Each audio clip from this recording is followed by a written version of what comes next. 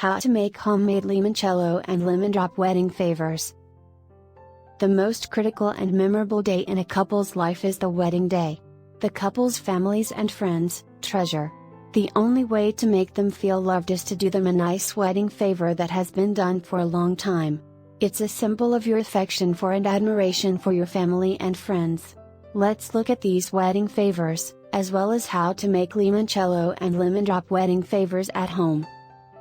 What you'll need: 1 bottle Everclear, vodka, 80 to 100 proof, glass jars, yellow lemons, tape water, white sugar, 4 cups, cheesecloth.